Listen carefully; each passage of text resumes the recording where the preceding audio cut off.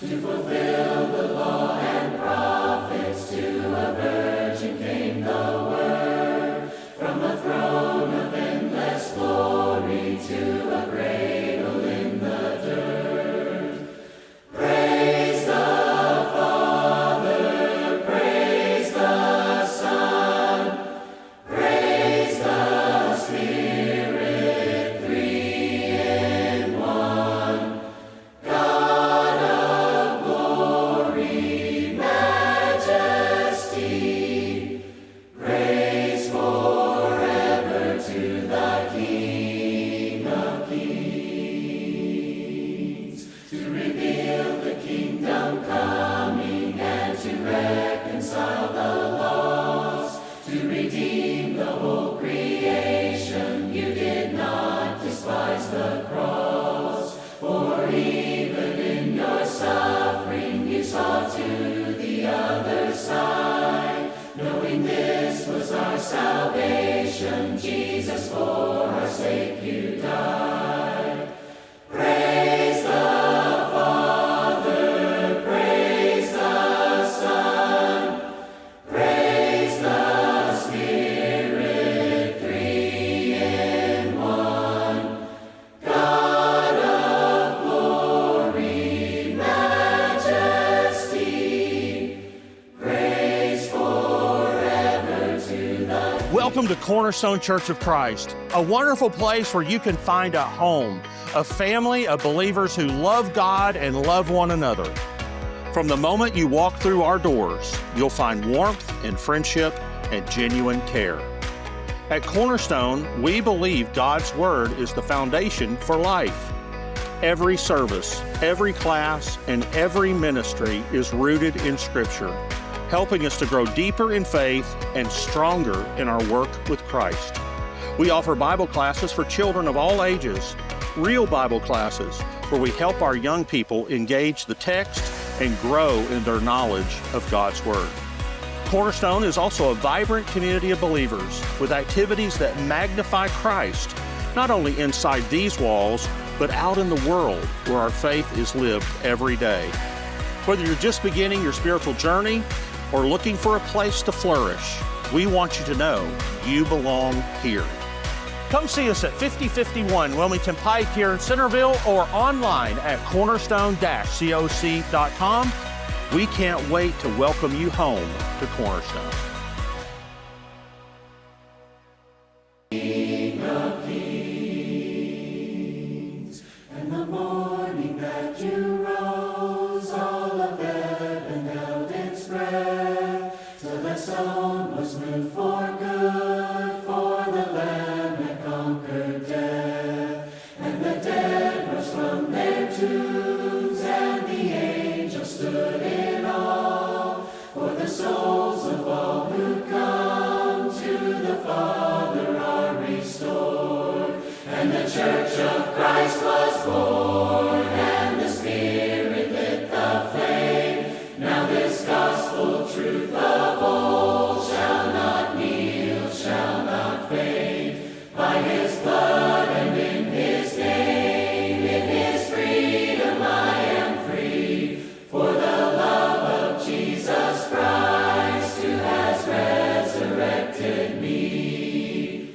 Praise the Father, praise the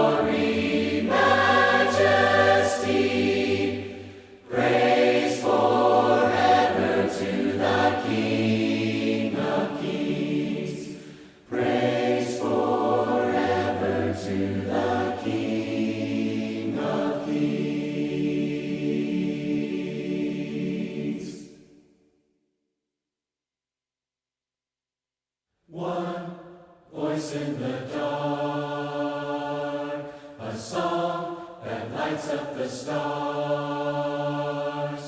One breath that gives life. One sovereign in power, who speaks with thunder and fire. One Lord, one King. There is no other that can compare to you. You are the one alone in greatness, the one who never changes. Jesus, you are the one who rose in power, the one who reigns forever. Jesus, the one true God. One man on a cross, one light of the world, one name, one word, one way to be saved, one lamb that was slain, one love above all. There is no other that can compare to you. You are the one alone in greatness, the one who never changes. Jesus, you are the one who rose in power, the one who reigns forever. Jesus, the one true God. And we have seen the glory of the one and only Son of God. Yes, we have seen the glory of the one and only Son of God. Yes, we have seen the glory of the one and only Son of God. You are the one alone in greatness, the one who never changes. Jesus, you are the one who rose in power, the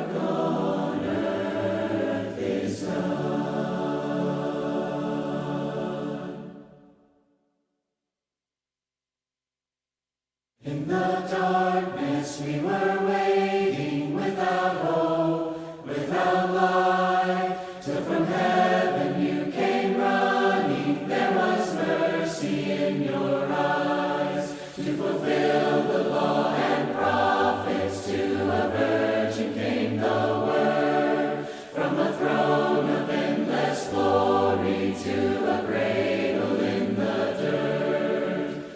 Praise the Father, praise the Son, praise the Spirit, three in one. God of glory, majesty, praise forever to the King of Kings, to reveal the kingdom coming and to reconcile the lost, to redeem the whole creation. You did not despise the cross, for even in your suffering you saw to the other side, knowing this was our salvation. Jesus, for our sake you died. Praise the Father, praise the Son, praise the Spirit, three in one.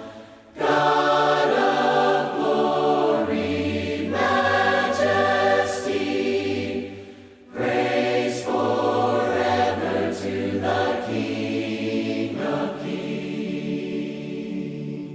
And the morning that you rose, all of heaven held its breath, till the stone was moved for good, for the Lamb had conquered death. And the dead rose from their tombs, and the angels stood in awe, for the souls of all who come to the Father are restored. And the church of Christ was born, and the Spirit lit the flame. Now this gospel truth of old shall not kneel, shall not fade.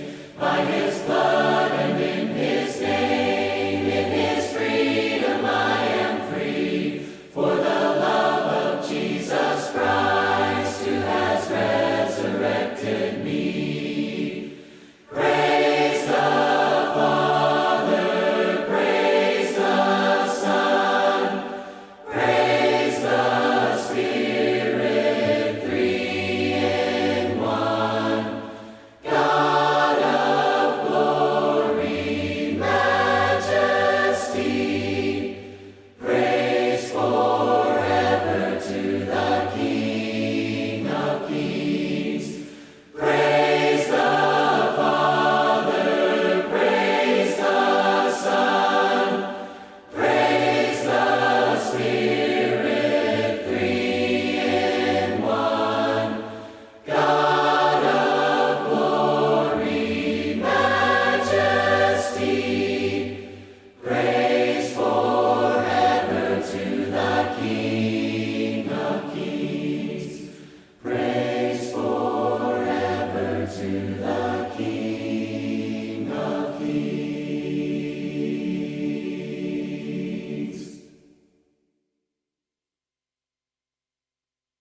Tell me whose side are you living on? I'm living on the Lord's side. Tell me whose side are you living on? I'm living on the Lord's side. I'm a living on the Lord's side. I'm a living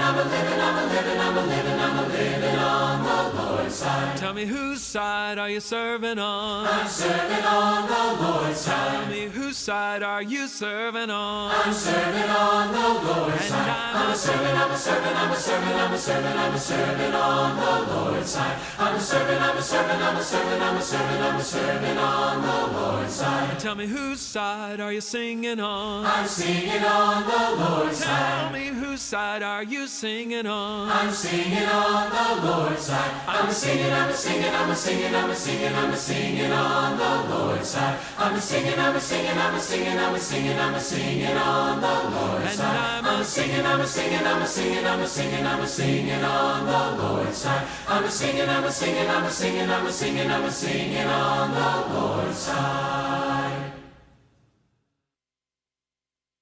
Only by grace can we enter. Only by grace can we stand. Not by our human endeavor, but by the blood of the Lamb. Into your presence you call us. You call us to come. Into your presence you draw. And now by your grace we come. Only by grace can we enter. Only by grace can we stand. Not by our human endeavor, but by the blood of the Lamb. Into your presence you call us. You call us to come. Into your presence you draw us, and now by your grace we come. Lord, if you mark our transgressions, who would stand? Who would stand? Thanks to your grace we are cleansed by the blood of the Lamb.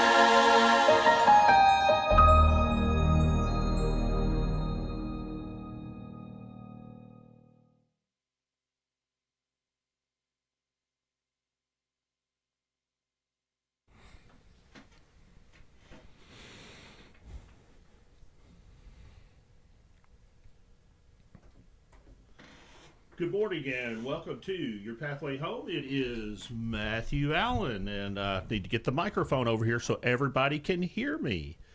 Jason, how are you doing? I'm doing great, Matt, and I feel refreshed. I've had some time off my regular schedule, got to spend some time with family this week, and it was a good time. How about you? Did you get some family time in? I did. I was able to just be at home. Our son and daughter-in-law were over. This is our last Christmas before our grandson comes. But we spent all day on Thursday just kind of sitting around and enjoying each other's company. And then Friday, kind of just worked from home and took my time just doing some stuff, just kind of relaxing. And then same thing yesterday. So it's been good. I've barely left the property since Wednesday. Maybe once I had to go into town, but not for long. Well, we certainly hope everybody had that kind of experience and plenty of feeding during that time took place. I know you were My there. wife made. We had one of those sliced hams or whatever you call it. I don't know what the spiral bound. I don't know what they are. But anyway, it was just some amazing. That's what I'll say. I was going to say something else, but it was just amazing. Well, that's good.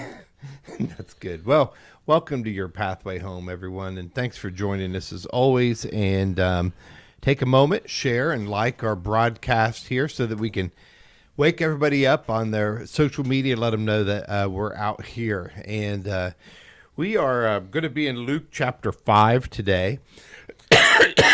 And I think there's a lot of great applications for us, here in Luke chapter 5. And sometimes we read through these biblical accounts and we talk about, what everybody else says about them and stuff. And when we have been trying to read things, we've been trying to ask ourselves, really, what is the modern application to us? And so we hope that you can see a fresh look at some of the Bible accounts that we've been looking at and be able to pull something from that.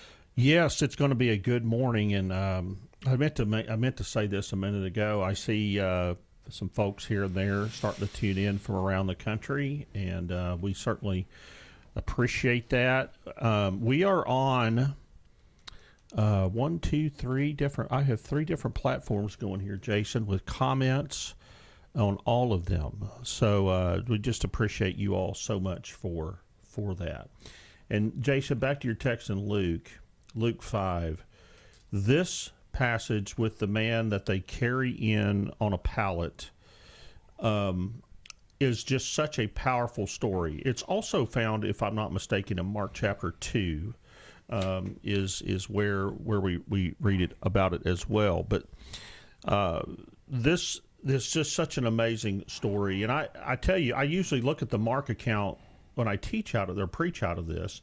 And so it was refreshing today to read it together with you out of Luke 5 and just get some of the differing details. One thing that I'm reminded of when I look at this text is Luke is a man of detail. And he goes into depth and action that maybe in some ways that Mark doesn't. He kind of sets the scene really succinctly here in verse 17. Jesus is busy teaching. Of course, there's Pharisees and teachers of the law there. But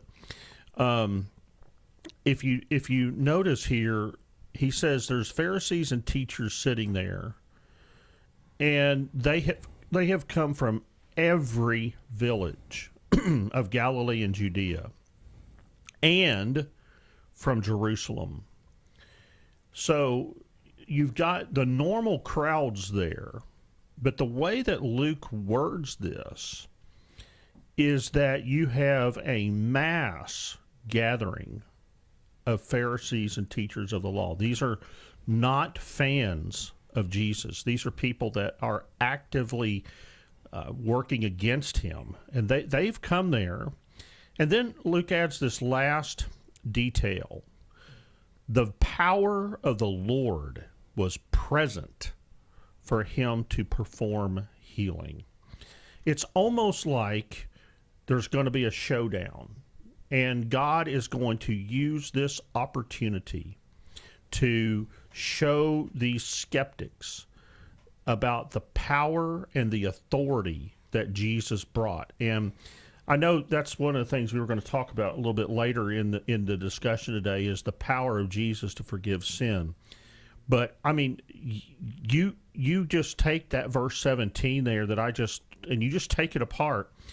I mean, it just sets the scene in such detail for us. And I just want our viewers this morning to just set the scene in your mind. I want you to envision Jesus sitting there with large crowds present. I mean, the whole place is packed, and the majority of your audience is probably those that are working against you. It's quite a scene. You know, Matt, this reminds me of one of your famous phrases, or one that I try to link in your to your fame, though you may not like it. Matt always says, "Why are you here?" You know, and I love that because why are you here? Yeah, that's right. That's how I ask. And so I just, I want you to think about these people had the opportunity to be in the presence and power of God.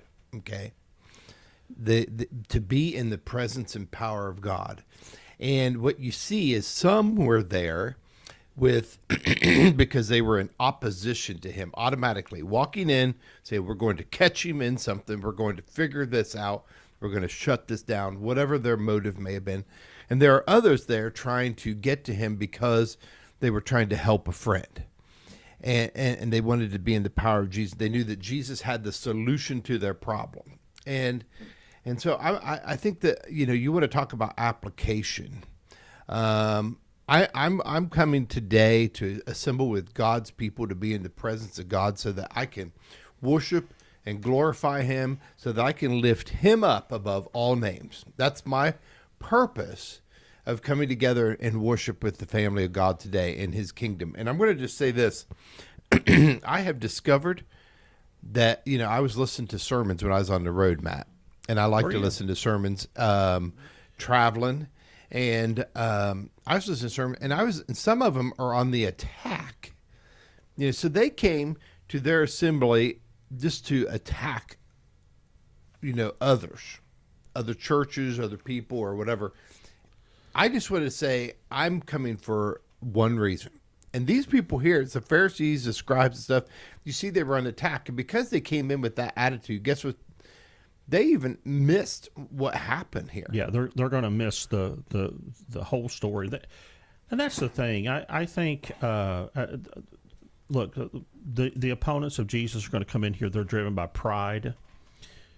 That's the root cause of most of their problem: pride, haughtiness, self-confidence, and their own life experience, and because and confidence in their own mold or mode of operation. Their mold in that Jesus didn't fit the mold, and what's going to happen here in the story? The people that come to the aid of the paralyzed man, they don't fit the conventional means. They're just average, ordinary people. They are not elite.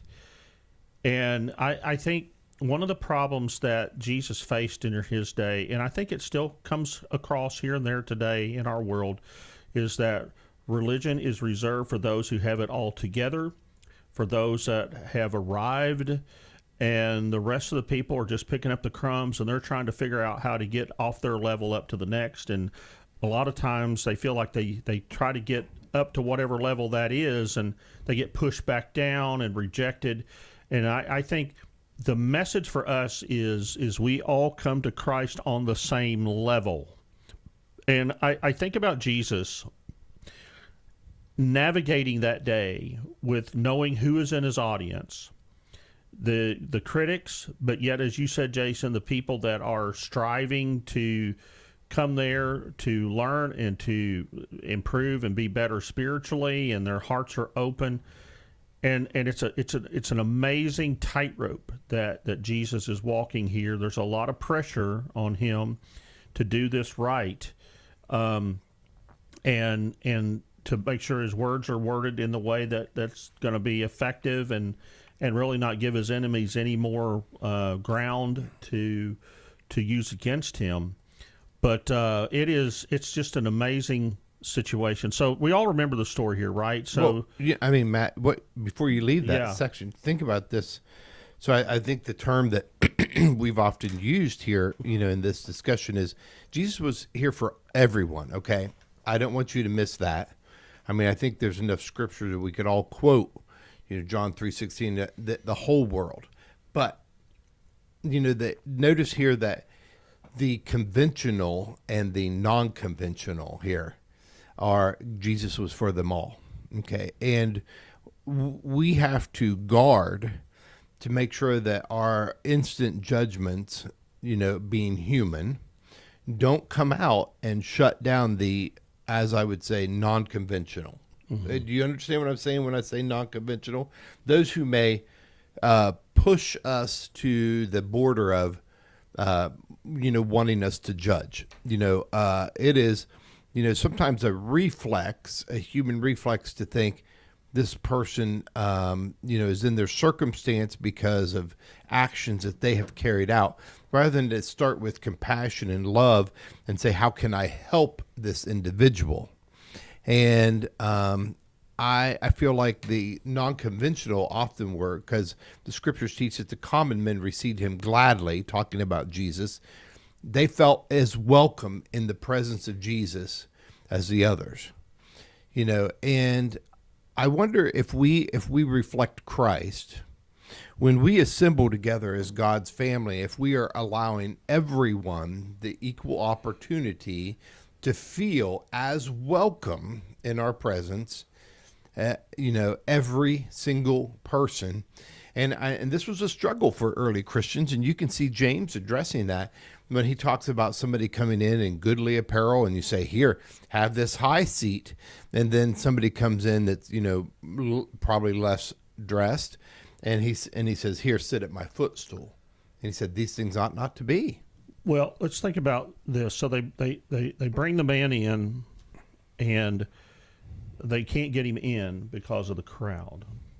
And so then, of course, they go up on the roof, and they let him down through the tiles with his stretcher into the middle of the crowd in front of Jesus. And I know every time I've ever heard this preach, and I've preached about it, we try to envision them, removing the roof and lowering. I mean, these are some friends. If you're a man that's in a desperate situation, these are people that you need in your life. I mean, they are determined. They are going to get this man to the healer. They're going to get him where he needs that help.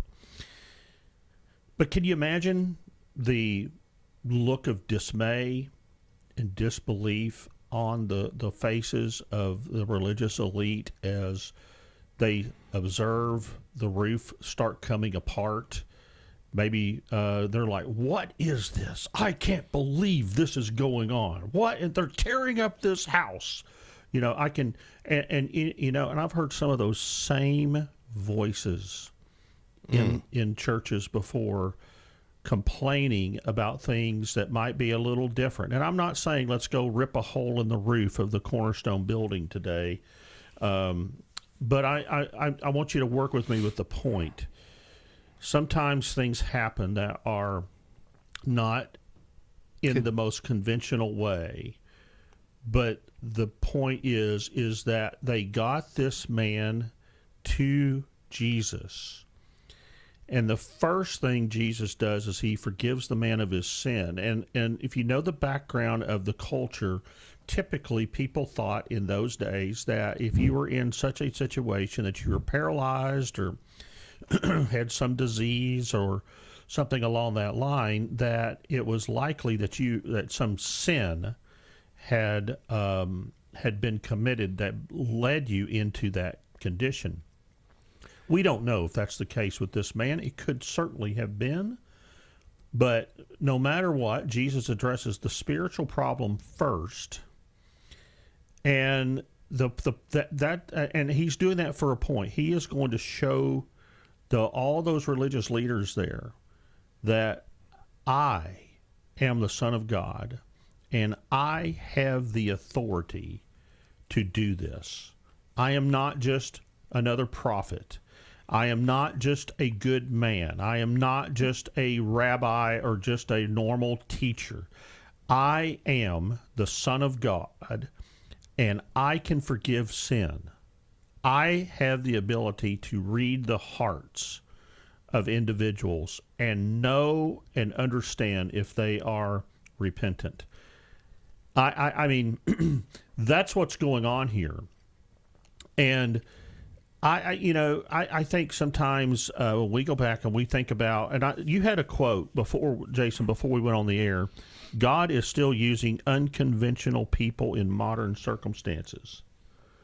You said that wasn't your words, but you had read it somewhere. And I want you to think about, God uses unconventional people, but he also uses unconventional circumstances to reach out to those that need the Lord. And I want to hear from some of our viewers this morning, either on Facebook, YouTube, or the Cornerstone app. Talk to us. Talk to Jason and me. We want to hear, where have you seen God use either unconventional people to get his work done, or circumstances that came up that might be outside of our normal protocols to get something done? And I'll start it off. I'll give you one example. So this is probably 25 years ago now. It's in the double O's. We had a sister in a congregation that was studying with another person that come out of the world. And I don't know. I don't think I realized 20 years ago, I think I was a young man back then, in my late 20s, early 30s. And I don't think I grasped the level of trauma that people experience in this life. So this person that this sister was studying with had come out of the most awful abuse situation that you could imagine. And I don't have all the details, but what I remember is it was awful. And it was so bad that when it came time for this person wanted to be baptized, and the sister came to me and we were talking about it, and she says, but there's a problem. She does not feel comfortable having a man baptize her because of some of the trauma that she has been through in her life. She's in a vulnerable situation and she just doesn't feel comfortable with that. Would it be okay if I baptized her? And I said, absolutely, that would be okay. Because the emphasis in Scripture is not on the one doing the baptizing. The emphasis is on the one being baptized for the remission of sins. Now, that is not something that is conventional by any means, but I think in that situation, that's what it called for. And, we had some criticism because of that. It wasn't something we did in a normal church service. We did it outside of a normal church service because that new sister wanted some privacy. She was very nervous. But, I mean, we had some pretty strong criticism to that because it wasn't the normal way of doing things. But I'll tell you, I'm thankful to this day that person wanted to be baptized, and we made a way for that to happen. Well, and what I like about that is, and that lady was willing to do that too. And I mean, the power of others is very important. We had a gentleman here one time. It was on a weekend, and he was paralyzed and on one side from a stroke, and he too wanted to baptize. He's very stiff and difficult. I was called to the scene, and it took three of us men carrying him down in the baptistry, and we did it together. And was that you and Rich and Jim Rudder? Jim Rudder, I can't think of who. I think Mike Rosado. Okay. I can't remember who, but poor Rich, I have drug him into a few disasters, but it may have been. But either way, y'all have some stories. It may not be pretty, but at the moment, but we did the deed. I guess what I was thinking here is one sentence is dedicated here to the fact that they said, well, we can't get him in because of the crowd, and so they just went up on the roof, tore apart the roof, and started lowering him down. And that basically one sentence. And I'm thinking, how many people this took to do this effort? Okay. Imagine somebody coming in on a stretcher, and this stretcher probably isn't like the EMS stuff that we have today, but this is, probably made out of sticks or something. And and they just somehow get this guy up on a roof. I don't know how I'd do that today, but they did it then. They got him up on a roof, and then they start taking apart a roof. So they must have had tools, something, I don't know. This is a big effort, okay? And then they somehow lowered him down. So they had to now invent, some rope apparatus or whatever to harness and get this guy down in there. So I was thinking about, this was not just an effort, but this was a pretty big effort of persistence and persistent faith. And the persistent faith of others can really impact, those who are trying to get to Jesus. And just because of one opportunity that you've had with somebody trying to teach them that there was an obstacle in the way, I want you to see the persistent faith of these people, that they stayed on task. Okay, we're going to get this man to Jesus.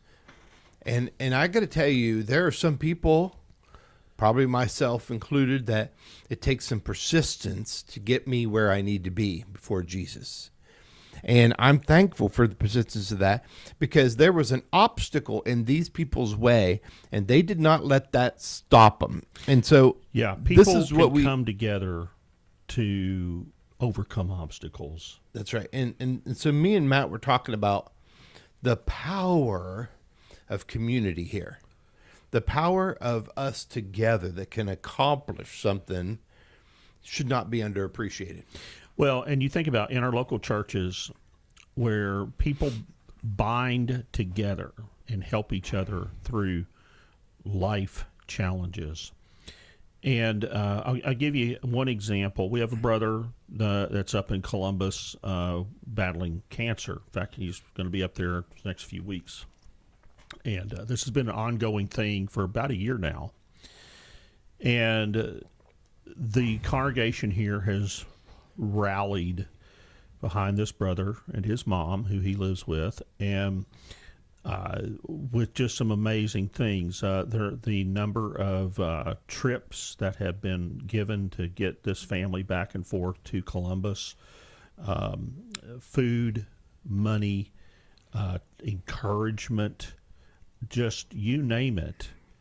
And the beautiful thing is when it comes to this brother, we're all in this together. And that's what church families do. In fact, this we have another brother in the congregation that's just in the last 8 weeks had 2 knee surgeries. And between the 2 knee surgeries, as he was recovering, he and his wife made a couple of trips with this other family up to Columbus so that the brother could get cancer treatments. And I look at things like that, and this is a family of believers coming together to overcome obstacles. And by the way, that's just one story here at Cornerstone. And we could spend the next 3 weeks going through many, many more where brethren come together to help them fight and deal with things. Okay, so I love the fact that you gave those examples, because what those examples did is show that people are willing to come together to overcome obstacles of people's physical health. And these people were bringing this man to Jesus because of a physical impairment. And so what did Jesus do? It says, number one, it said, and he's seen their faith. Jesus looks at things in a spiritual way, okay? And the second thing he did is say, thy sins are forgiven. And you ask yourself, why did Jesus do it in this way? Because he could have said, dude, your legs are fixed, but he didn't do it that way. First, it says he acknowledges that he's seen their faith. And the second, it says thy sins are forgiven. He reveals his deity here, but Jesus keeps the priority that he didn't come to fix the sick. Okay, he did for purpose, but he came to fix our sin-sick souls. Well, and think about how their faith drove them to that moment. And this is people working together, overcoming the obstacle, but their faith has movement, it has risk and sacrifice, and in fact, it's creative. They're working together to find a solution. And the other thing is that the people that are helping this man, they're not just talking about what they need to do, they're actually doing something about it. And somebody has said it this way: true faith climbs, digs, and refuses to be denied. And that is why Jesus has the kind of response that he does. He sees what's going on, and he can't help but respond to that heart through his grace and love and mercy. And so Matt, if we can see the impact that could be in this man's life, he got up and walked, okay? He walked away. He was made whole. And you think about all the efforts that was put on that day for that man's physical ailment, and you think about the efforts even like here at Cornerstone where we put into people's physical obstacles. I would challenge each of us to say, I wonder how many more people could come to Jesus this year, 2026 coming up, if we put the same effort in overcoming obstacles of teaching people the truth, getting people to Jesus. If we came together for that same effort, putting in that it doesn't matter how hard this gets, we are committed to getting people to Jesus, I know that lives can be changed. Well, and think about this. We have brethren within the congregation that are going through spiritual crisis and difficulties. And they are presented with many obstacles that they have to face and fight through. And how determined are we to lift them up and get them where they need to be to help them? And again, the whole thing here is about help. The whole thing here is about encouragement. If we're looking in the congregation, we see some people struggling spiritually. Maybe they're dealing with grief. Maybe they're dealing with regret. Maybe they're dealing with some major problems in their life that has caused them to question God. Whatever it is, this is not a country club for those that have got it all figured out. This is a hospital for sinners, where we come and we surround that person, and we pray together with that person. We encourage with that person. For example, lift burdens. Yeah, we've got people here that have been battling addiction, and addiction comes in many forms today.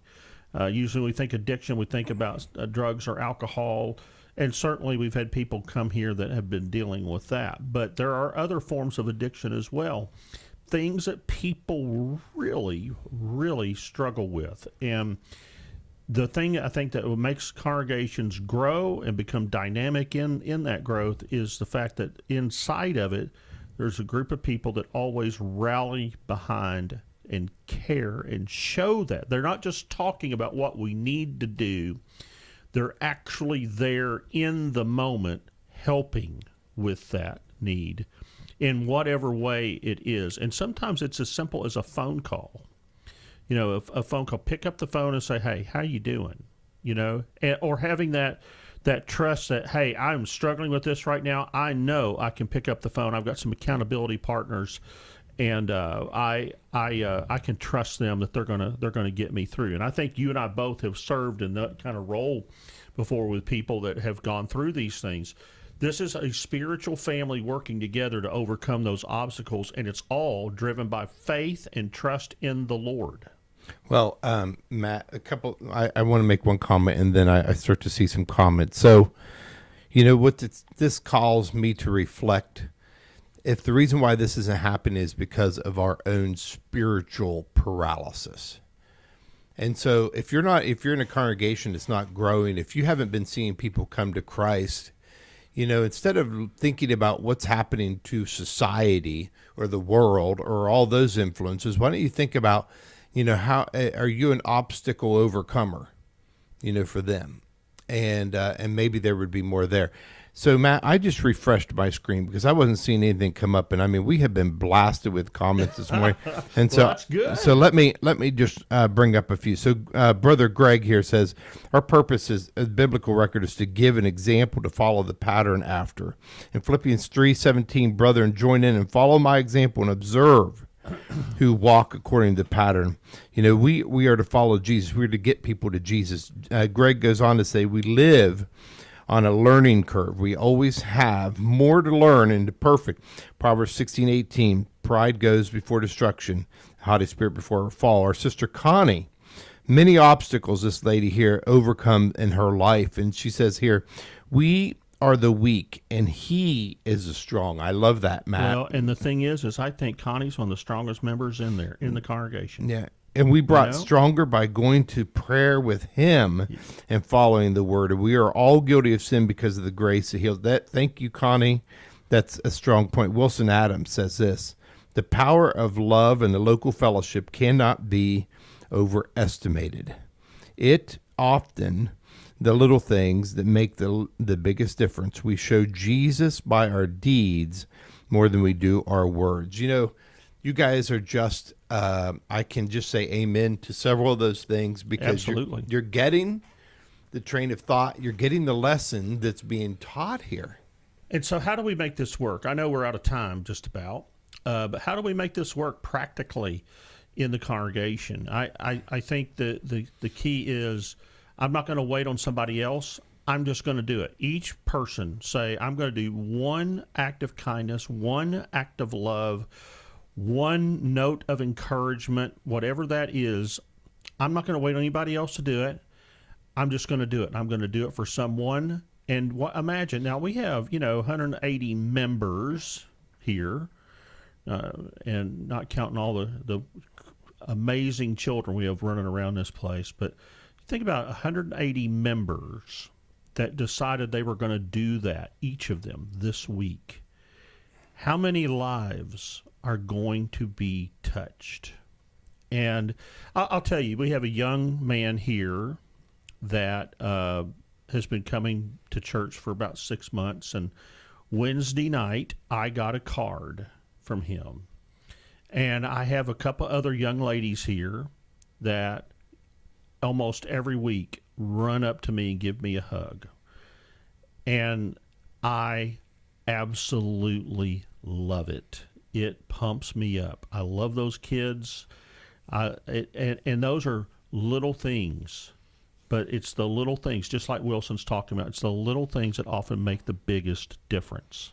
I want to end by making this comment. Verse 25 says, he went on his way glorifying God. Don't miss an opportunity when you see God's work at hand, when you see lives that are changed, when you see good things happening, encouraging hands, burdens being lifted, when you see Jesus reflected in people's lives and making changes, then I would say don't miss that opportunity to show him some authentic praise. Glorify God, give thanks, show gratitude. And I think, instead of going through the laundry list of 27 people with cancer and 16 people who have been in and out of the hospital this week and everything else, we should spend a lot more time, for reasons of praise. So my aunt, I had an aunt turn 90 yesterday. I had an aunt turn 80 yesterday. You better believe I thanked God for that. And we have several birthdays every week. We should thank God. There are people with great examples have been married 50 years, 40 years, 60 years. We need to take a moment and give thanks and praise to God for that. There are people, that are just doing good things every week. And I'm not saying it's about them. We got to be careful about that. But it's about God. And we just give him the glory for it, and the gratitude goes to him. So don't miss that opportunity. And we want to tell you that if you're looking for a church that does its best to just get out and do these things, and we could do it better, but I think we're doing a great job, come see us at Cornerstone. If you're looking for Jesus working through his people, we are doing our best to be that. And we try to do that every day of the week, not just on Sunday and Wednesday when we gather together, but things where we work together outside of those normal hours to be in each other's lives, to help each other get through so we can all be on the pathway home to heaven. That's where we are. That's what we're doing. We're working every day. And some days it's an inch closer. Another day it's a mile closer. It just depends on the day. But we're all making progress, and we're doing it together. And we'd like for you to be a part of that. Come check us out today. 5051 Wilmington Pike here in Centerville, or online at cornerstone-coc.com. You can get everything there about us that you need. In fact, so many guests do just that. They check us out for sometimes 4 or 5 months in advance, and then they walk in the door and they feel like they're at home. They feel like they know everybody already.